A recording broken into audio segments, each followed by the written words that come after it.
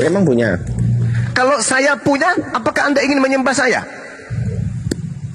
Ya emang punya kan. Saya tanya, kalau saya punya, kalau saya punya, apakah Anda ingin mempertuhankan saya? Yesus kan membuktikan dulu. Kekuatan yang dimiliki Yesus itu kekuatan dari dirinya sendiri atau kekuatan yang datang dari Tuhan? Dirinya. Di mana dalilnya? Kena kau di sini, bro. Kena di sini, bro. Oleng kamu di sini. Di mana kekuatan yang Yesus lakukan berasal dari dirinya sendiri? Kena kau di sini, bro. Dia kan Allah.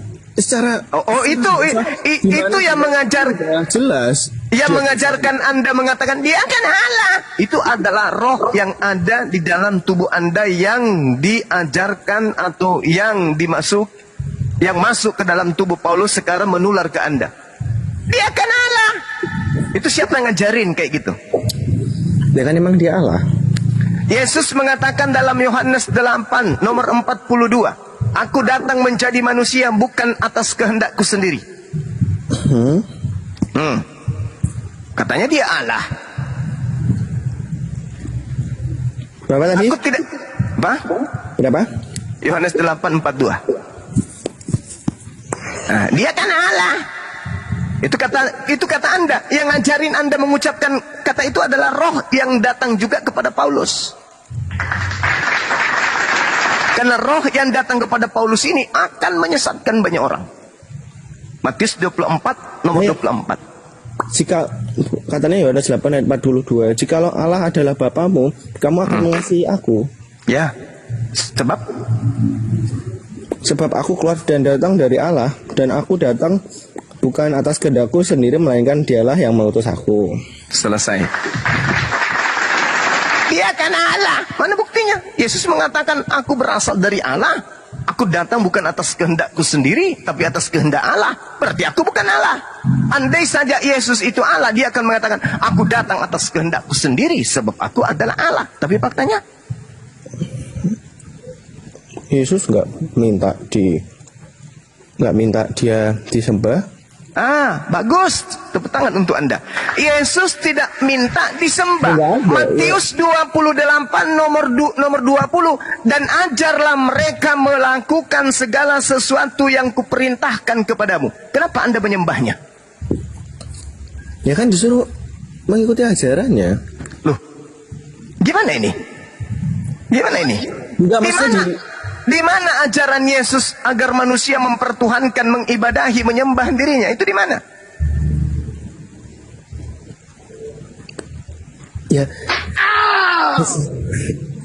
Yesus kan kembali lagi ke Yesus adalah firman. Yesus adalah firman, kata Paulus. Ya kita kalau menyembah firman. Kata Paulus, Yesus adalah firman. Kata Yesus, aku adalah manusia. Kira-kira yang benar siapa?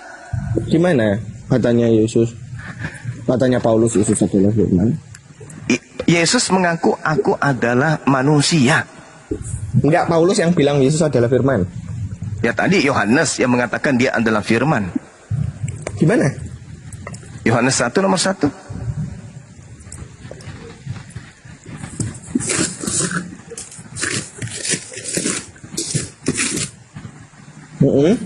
Nah, yang mengatakan Yesus adalah firman adalah Yohanes. Tapi Yesus mengatakan dirinya adalah manusia. Anda percaya yang mana? Ini kan yang diberitakan Yesus kan firman. Iya tahu. Bukan mantra-mantra dukun yang disampaikannya itu, tapi firman. Sekarang pertanyaannya, Yohanes mengatakan dirinya adalah firman. Yesus mengatakan dirinya adalah manusia. Anda percaya yang mana? Dalam diri manusia kan ada firman. Itu ilmu dari mana Anda dapatkan? Saya kan nanya nih, hanya ada dua. Yohanes mengatakan dia adalah firman. Yesus mengatakan dia adalah manusia. Kenapa Anda gengsi untuk mengakui pengakuan Yesus? Itu artinya Anda anti Yesus. Sudah jelas-jelas Yesus mengatakan, aku adalah manusia. Tapi Anda membolak-balikkan. Kenapa? Turun ke dunia buat apa? Yesus manusia juga turun ke dunia. Buat memberitakan. Manusia turun ke dunia. Maksudnya gimana ini? Siapa yang Anda maksud? Siapa yang Anda maksud manusia turun ke dunia? katanya Bang Zuma tadi Yesus manusia. Ya. Itu menurut Yesus. Nah, dia turun ke dunia untuk memberitakan firman dan menebus dosa kan? Bukan itu dulu, jangan lari kemana-mana dulu. Sekarang permasalahannya roh yang ada pada diri Anda, yang mengajarkan Anda berbagai macam rupa-rupa pengakuan yang tidak diasaskan oleh pengakuan Yesus. Itu adalah roh yang datang kepada Paulus ngaku-ngaku Yesus. Yesus mengatakan, aku adalah manusia. Siapakah engkau Tuhan? Aku adalah manusia. Itu kata Yesus. Nah, sekarang Anda sebagai Kristen, mau tidak Anda mengakui itu? Bahwa Yesus mengaku sebagai manusia? Mau Bang Suma? Tapi mutar-mutar dulu. Dia adalah firman yang datang di dalam manusia. Di dalam diri manusia itu adalah firman. Dia datang menembus dosa dan bla bla bla. Yang ngajarin ente siapa? Ya di firman. Nah itu dia. Yang ngajarin saudara ini adalah makhluk yang datang kepada Paulus juga. Dialah yang mengajarkan Anda kemudian untuk melakukan sesuatu tindakan yang ingin menyamai Tuhan pencipta alam semesta. Anda ingin menjadikan Yesus menyamai pencipta alam semesta. Siapa itu? Itulah yang disebut Hailale bin Zakar, putra matahari.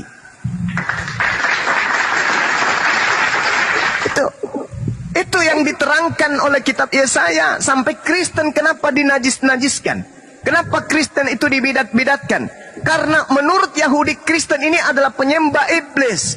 Kristen ini menyembah Lucifer yang ada di dalam Yesaya 14 nomor 12 sampai nomor 15. Oke, itu menurut Yahudi. Oke, bagaimana dengan menurut Yesus tentang kalian Kristen? Ya, tadi Yesus adalah Tuhan. Ya, itu menurut Kristen. Menurut Yesus? Ya, Yesus adalah firman. Itu menurut Yohanes, sang pengarang kitab Yohanes.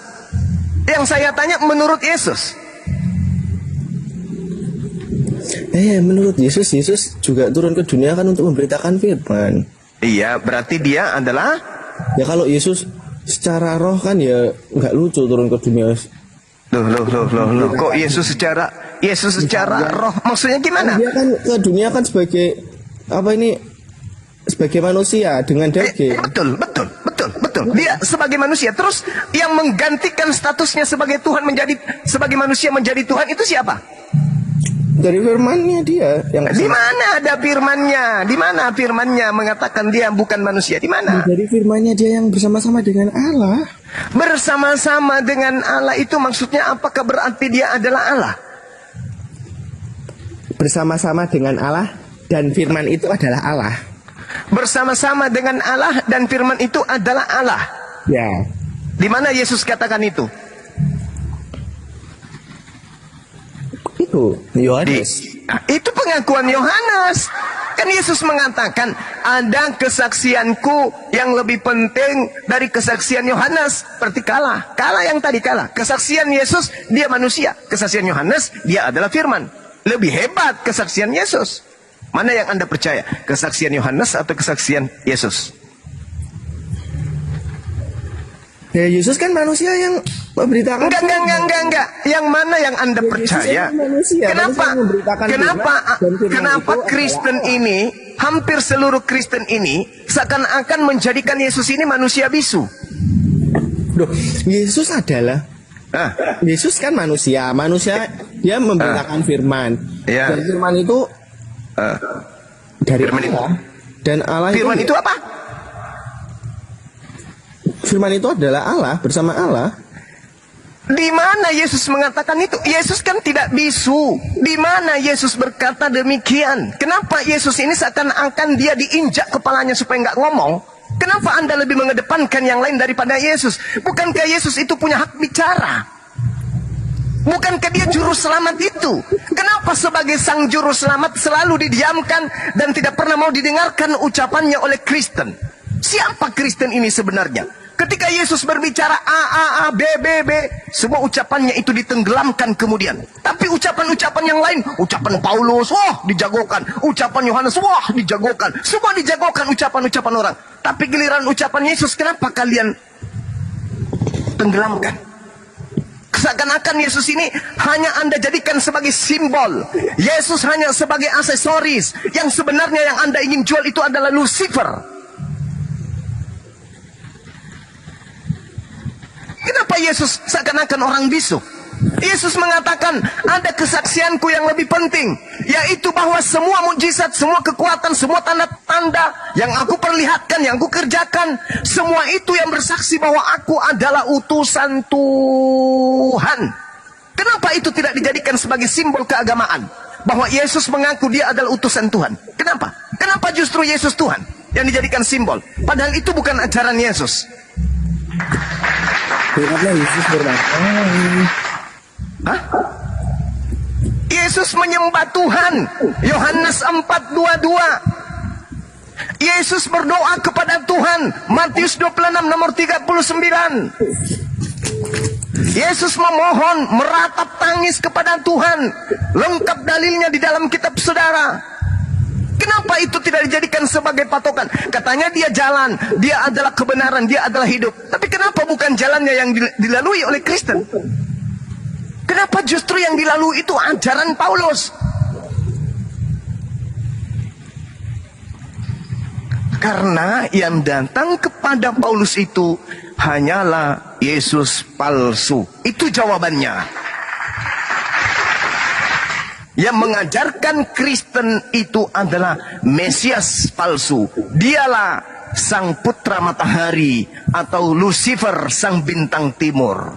ya tadi Yohanes 4 ayat 22 kan tulisannya sampai 25 kan ada itu. Apalagi? Aku tahu yang bahwa Mesias akan datang. Itu juga Kristus. Apabila ia datang, ia akan memberitakannya segala sesuatu kepada kami. Kata Yesus kepadanya, akulah dia yang sedang berkata-kata dengan engkau. Di mana itu tertulis? Yohanes 4 ayat 25. Iya betul. Itu betul. Yesus mengatakan dirinya sebagai penyembah di sana kan? Aku menyembah, kami menyembah apa yang kami kenal, dan kalian menyembah apa yang tidak kalian kenal. Siapa kalian di sini dan siapa kami di sini?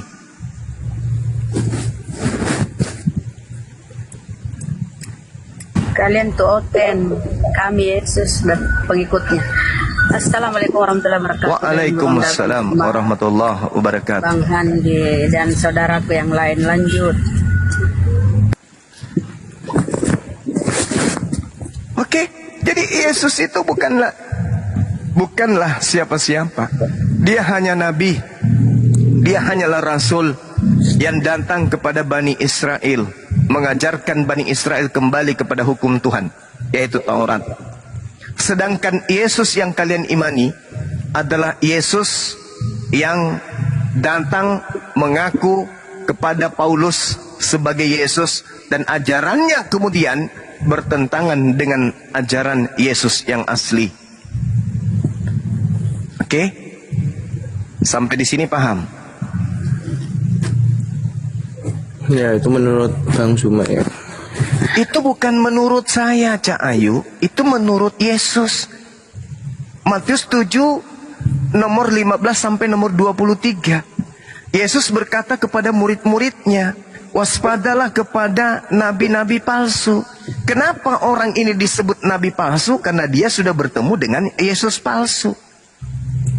Apa buktinya? Pengikut dari nabi palsu ini nanti akan memanggil kepada Yesus palsu ini sebagai Tuhan. Tuhan, Tuhan, Tuhan. Coba Anda baca Matius 7 tuh. Lengkap satu perikop nomor 15 sampai nomor 23. Baca, pahami, resapi, dan maknai, dan kemudian ketahui. Lalu Anda jabarkan apa yang Anda petik dari penjelasan Yesus kepada pengikutnya.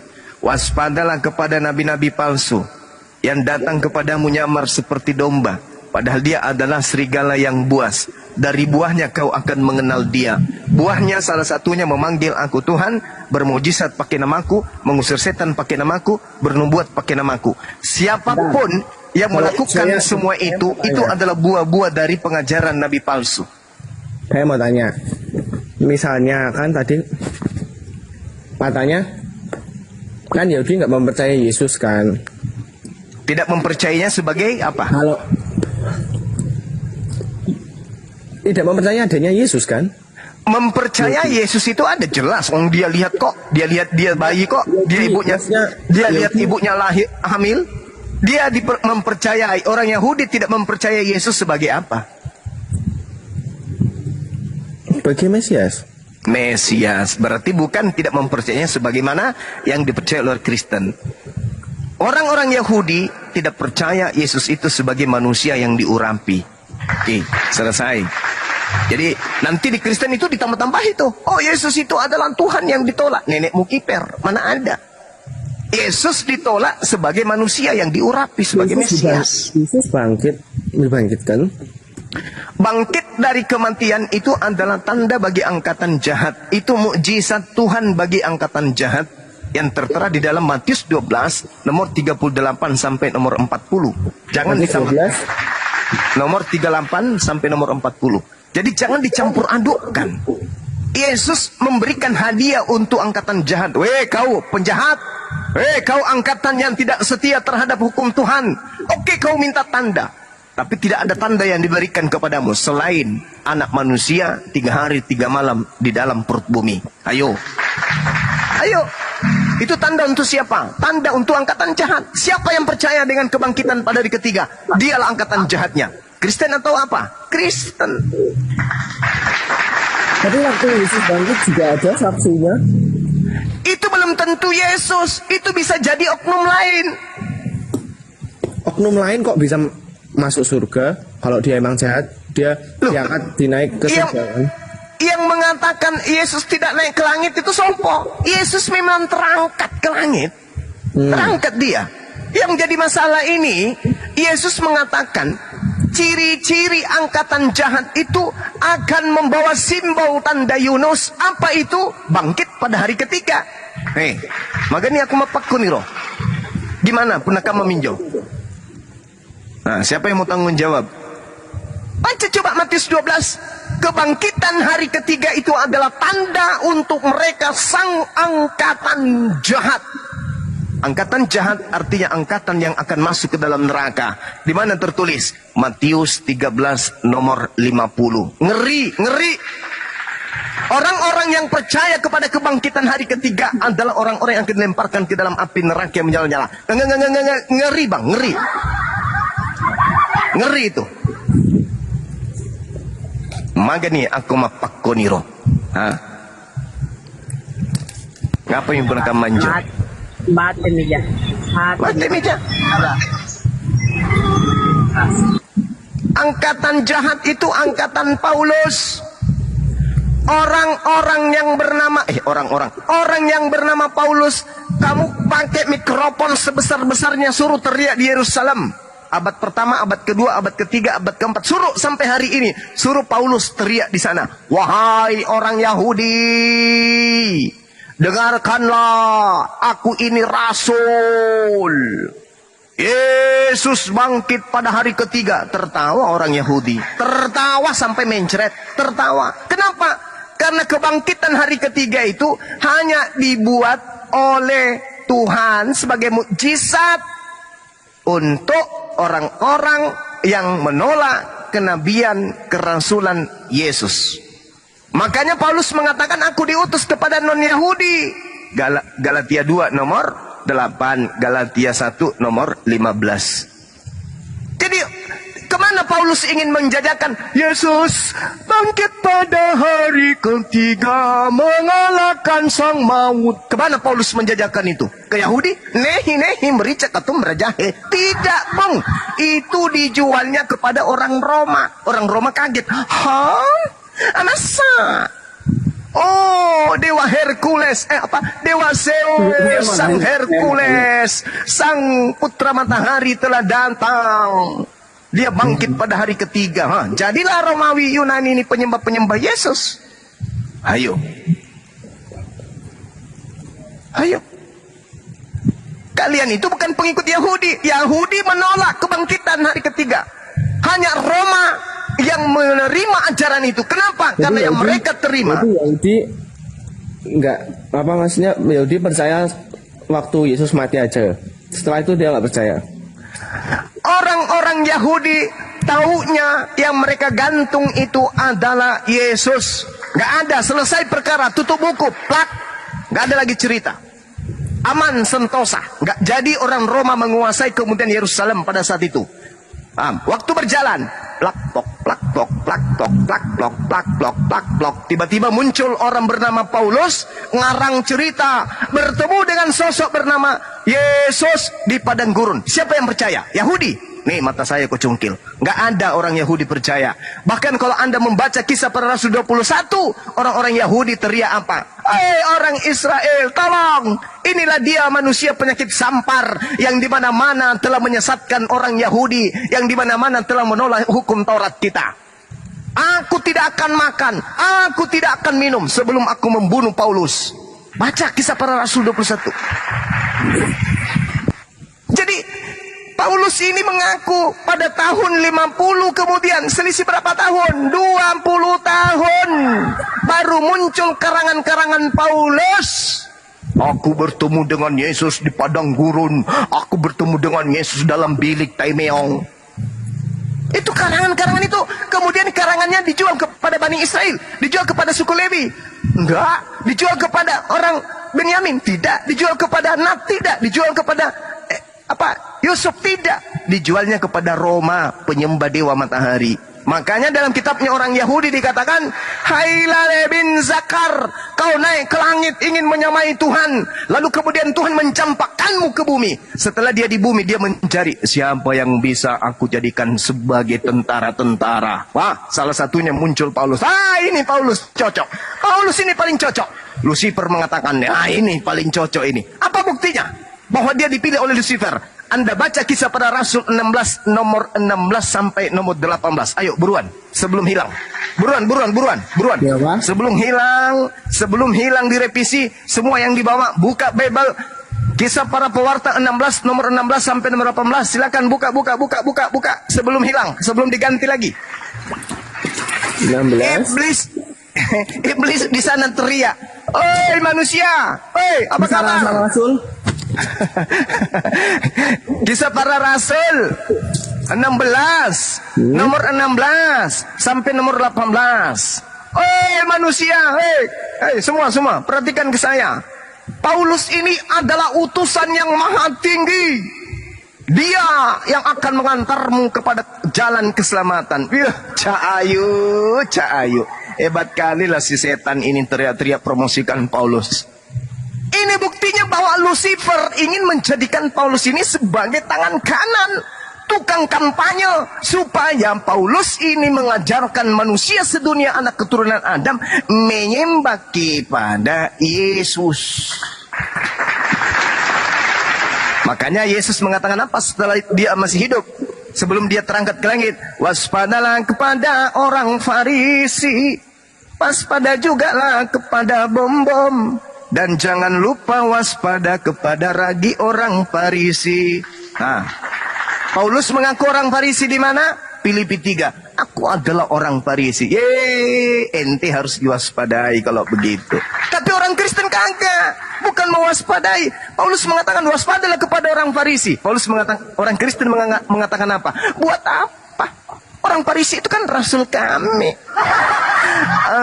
Paulus itu kan rasul kami yang paling baik, yang paling mulia. Yesus mengatakan waspada, ente lalu mengatakan enggak, dia itu adalah orang baik, dia itu adalah orang yang mengajarkan kami kepada keselamatan. Nenek Lucifer, Yesus mengatakan waspada, ente malah jadikan dia rasul.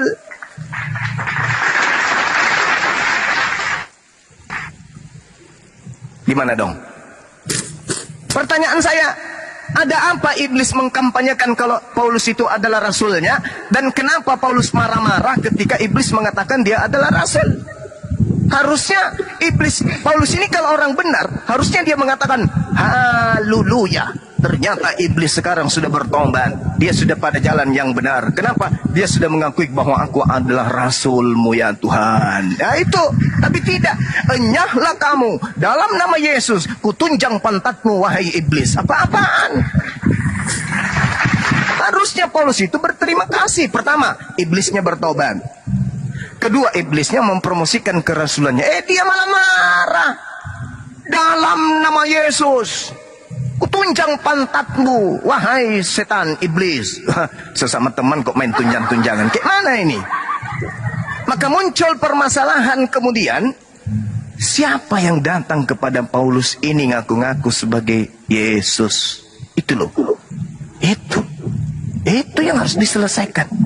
Sehingga orang Kristen beribadah hari Minggu, makan babi, makan anjing, makan monyet, makan padale, makan pararang, makan komodo, gorila, kuda nil, buaya, kelelawar, apalagi. Semua dimakan. Ini ajaran siapa yang masuk ke dalam Paulus ini? Siapa yang mengajarkan Paulus ini kayak gini-gini amat? Hah? Siapa yang ngajarkan?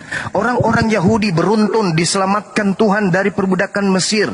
Belum lagi itu, sebelumnya kemudian Nabi Abraham mengajarkan bagaimana bertauhid. Nabi Musa dengan telaten menuntun mereka kemudian menyembah kepada Elohim. Belum lagi Nabi Daud mengajarkan, Nabi Salomo mengajarkan, ditambah lagi nabi-nabi kecil dari tengah-tengah Bani Israel, ditambah lagi nabi-nabi besar di antara mereka. Tak ada satupun yang mengajarkan mempersembahkan manusia untuk nebus dosa.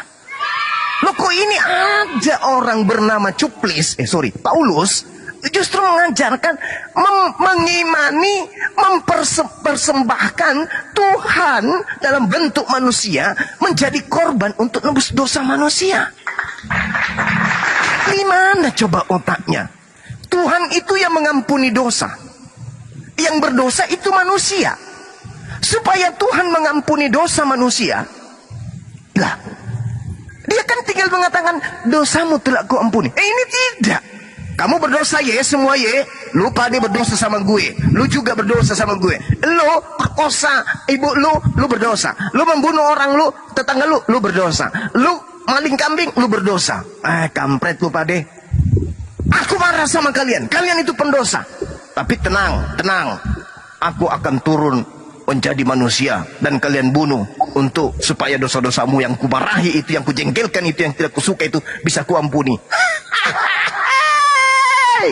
Orang mabuk, minum dan mandi cap tikus satu kontainer pun tak akan pernah teler kayak begitu amat kali mas. Ini ajaran apa ini? Kenapa bisa seperti itu? Karena iblis yang datang kepada Paulus menginginkan menjauhkan manusia dari pencipta alam semesta untuk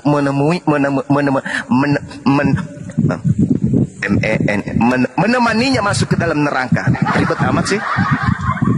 Ini Lucifernya menahan bibir saya nih untuk ngomong nih kata luga. Ya, itu bung, pikirkanlah itu bung. Tuhan yang maha pencipta mengatakan apa? Bertaubatlah, dosamu akan diampuni. Bertaubatlah, dosamu akan dihapuskan. Bertaubatlah. Yesus mengatakan, kamu melakukan dosa, bertaubatlah, kiamat sudah dekat. Ini tidak. Kamu punya dosa, lu merampok, lu memperkosa, lu mencabuli, lu ngintip orang lagi mandi, lu ngintip lagi orang sama seperti bom-bom, ya kan? Nah sekarang aku murka terhadap dosa-dosamu. Bahkan Lot, kaumnya aku tenggelamkan, aku hancurkan. Kaumnya aku tenggelamkan. Tapi kalau kamu tidak, aku yang tenggelam. Hebat kali lah konsep ini, Masya Allah. Adam, kamu mengingkari perintahku, maka hukumku berlaku kepadamu. Turunlah kau, tinggalkan Gan Eden ini. Ya kan? Nah, Nabi Nuh, aku tenggelamkan semuanya. Disebabkan karena dosa-dosamu. Matilah orang yang tak berdosa, orang yang berdosa tenggelam semua. Bahkan anak dari Nabi Nuh tenggelam juga. Bahkan istrinya juga ikut korban. Umatnya Lot, kuhancurkan kalian semuanya. Iya itu dulu. Tapi kalau kalian enggak, kalau Kalau kalian mah enggak. Kalian kan orang-orang yang kucintai. Orang-orang Roma. Kalian adalah penyembah-penyembah dewa sainganku. Aku sayang kalian. Maka besok aku akan masuk ke dalam rahim seorang wanita. Aku keluar dari situ. Lalu aku menangis. Habis itu bunuh aku ya. Supaya aku mampu saudara. Kucuk. Ajaran hewan, ajaran binatang yang tidak rasional. Terus kapan kalian bisa sadar kalau begini terus? Kalau hanya percaya kepada setan yang datang kepada Paulus, kapan kalian bisa tersadarkan? Ayo. Makanya untuk membuktikan bahwa Bang Suma salah, Bang Suma keliru, buktikan kalau yang datang kepada Paulus itu adalah Yesus. Sederhana kan? Mana buktinya? Mana? Woi, pendeta turun. Keluar kau dari gereja. Jangan cuma di situ. Keluar hadapi kita. Mana? Buktikan kalau itu adalah Yesus. Nah, keluar kau. Jangan cuma berdasi, pakai jas, nantang-nantang Bang Suma, tapi di gereja nggak berani masuk di sini. Naik ke sini, naik. Jangan cuma jemaat yang udah tahu apa-apa kau suruh maju. Kau yang ke sini. Gilbert, pendeta Leo Anaconda, maju ke sini. Nih, naik ke sini. Mana kalian? Sok jagoan. Wah, kalau ada perdebatan, aku akan melawan. Nenek lu kiper. Kamu hanya mau perpuluhan. Jemaatmu jadi bulan-bulanan. Kamu cuma mau perpuluhan saja. Maju sini, anak kita. Jangan kayak pendeta Kristen kemarin. Dia matikan sendiri lapnya. Lalu dia, wah Bang Suma tumbang. Pingin rasanya aku masukkan sepatu ke mulutmu. Udah disaksikan ribuan orang, kamu nggak bisa ngapa-ngapain. Kau baca juga mengaku bahasa Ibrani, ngaku bahasa Yunani juga, kau hanya baca Latin. Disuruh buka kamera juga kau tak sanggup. Sekarang mulutnya lebar kali ngomong, aku sudah menumbangkan Bang Suma. Nenek lu kiper. Mana? Coba buktikan. Maju di sini, hadapi kita. Jangan cuma omdo. Di gereja aja kalian pintar baca meliangki. Persembahan kepada Tuhan. Wah, perpuluhan ujung-ujungnya. Ayo, mana yang hebat dari Kristen maju. Jangan kau sesatkan saudara-saudara kami yang tak tahu apa-apa ini. Maju. Buktikan kepada kita bahwa penginjilan, beritakanlah Injil kepada seluruh manusia itu, kepada seluruh makhluk itu adalah perintah Yesus. Buktikan dengan Anda membuktikan bahwa makhluk yang datang kepada Paulus itu benar-benar adalah Yesus anak Maria. Tapi selama tidak bisa dibuktikan, selama itu juga kalian akan seperti ini. Jadi bulan-bulanan dari apologet Islam Indonesia. Saya kira begitu. Jangan sampai kesedihan ini berlarut-larut. Kita menginginkan kemudian saudara ini tersadarkan. Adalah mustahil pencipta alam semesta datang menjadi manusia, mati dibunuh manusia. Mustahil. Dan itu tidak pernah diajarkan kemudian oleh para nabi. Nah, dari mana ajaran itu? Dari makhluk yang datang kepada Paulus. Gitu saudara Koror. Saya rasa Anda saudara saya yang baik, dan Anda belum sanggup untuk membuktikan itu. Ya, saya serahkan kembali forum ini kepada sahabat-sahabat yang lain. Saya sementara bikin kopi campur masako, soalnya saya lagi oleng. Oke? Dilanjut, Mang Andi. Ya, semoga kopi campur masakonya itu bisa dinikmati oleh semua orang. Karena racikan-racikan Bang Juma kopi campur masako ini sepertinya udah banyak diminati orang. Kira-kira yang bisa membuka toko warung kopi campur masako, silakan hubungi kami.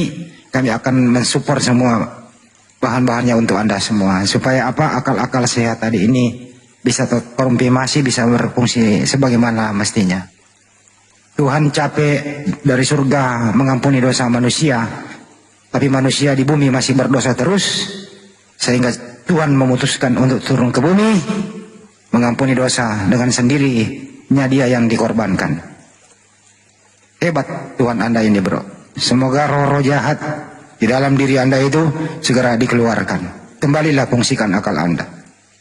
Hai orang-orang yang masih menuhankan anak orang, berhentilah menyembah sesama manusia.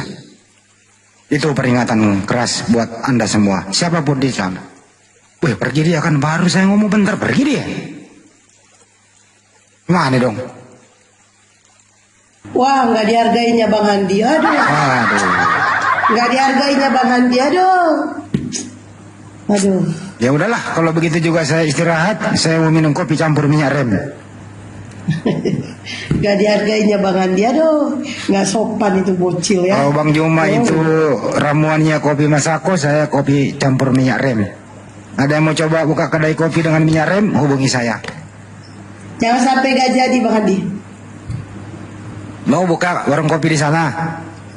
Enggak, Bang Andi jangan sampai gak jadi menunya bikin. kopi minyak rem 25.000, kopi Masako 30.000. Bang Andi aja. Bang, aku pengen lihat. Coba Bang Andi on cam. Coba praktekin. Kopi campur minyak rem ya? Iya, coba Ntar dulu, on cam. ntar dulu gue ambil kunci dongkrak dulu bentar. Alasan deh kayak hotel, alasan. Alasan deh kayak Ya kan harus hotel. ambil kunci dongkrak dulu, dongkrak mobilnya baru ambil minyak remnya. Alasan deh kayak hotel. Ayo pasien selanjutnya silakan naik. Oke,